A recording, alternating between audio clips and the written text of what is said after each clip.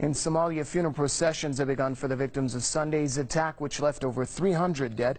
Authorities say the toll could rise as recovery efforts continue, and some people are still missing. Overwhelmed hospitals in Mogadishu struggle to assist hundreds of badly wounded victims. More than 70 critically injured people were being airlifted for treatment abroad as international aid begins to arrive. Saturday's blast in the heart of the capital, Mogadishu, was the deadliest attack Somalia has ever experienced.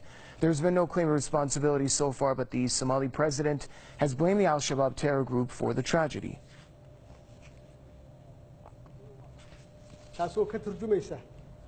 This was a tragic incident, and it's a sign that Al-Shabaab continues to target innocent civilians. The Somali public needs to know now more than ever of the group's evil plans. Today, it has once again attacked a civilian-populated area. Farmajo urged his countrymen to join in the fight against the terrorist group that is threatening peace and stability there. On Sunday, a mournful crowd gathered near the scene expressing solidarity with the victims' families and calling on the government to fight back extremists. Somalia has been the scene of regular attacks by Al-Shabaab militants in recent years. The Al-Qaeda-linked terrorists aim to topple the UN-backed government in the Horn of Africa nation. Investigative journalist Tony Gosling joins us now from Bristol to offer us more insight on that story. Sir, welcome to the program.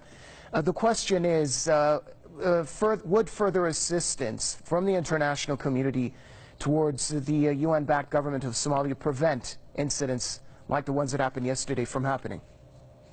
Well, look, this Saturday's attack, I think actually Mohamed Abdullah Farmajo, the president of Somalia, needs to get some better advisors, because his words blaming this immediately on Al-Shabaab really need to be questioned.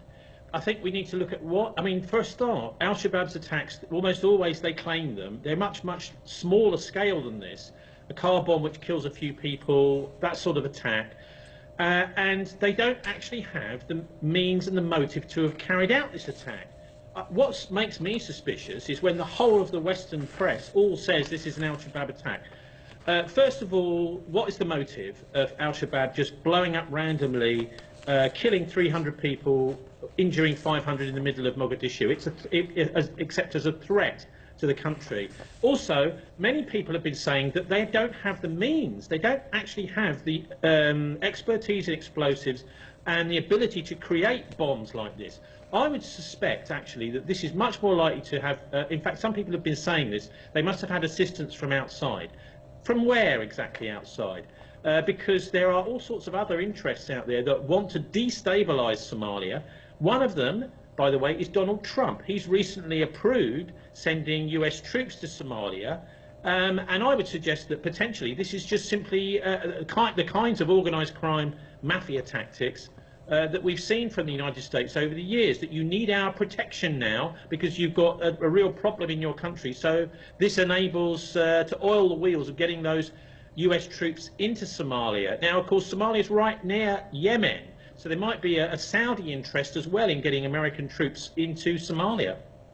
Can you further elaborate on what it is that these players would be gaining from further destabilizing Somalia? Well, one organisation that we never hear of in the Western press at all is AFRICOM. That is the US unified command structure based in Stuttgart in Germany, which carries out the Pentagon's orders for Africa. And I would like to hear a statement from them as to what they know about this attack, because they are constantly keeping that part of the world under signals intelligence and satellite surveillance, so they know about movements of all sorts of militants that even the Somali government doesn't know. So the motive would simply be, as it's been in so many other countries, like big bombs that we've seen. This one is rather like the ones we've seen in Kabul and in Baghdad. The good old American program of the war on terror, Sure, which is to destabilize countries in order to get their presidents crying out for US support. And this is exactly what we saw in the 1980s under Operation Gladio in Europe, which was run by the CIA and MI6 to blow up innocent civilians in European countries in order to really get them behind US foreign policy. So I actually think that there needs to be some real re-looking at this to see whether it actually is Al-Shabaab that's done it. Thank you very much, sir. Investigative journalist Tony Gosling joining us from Bristol.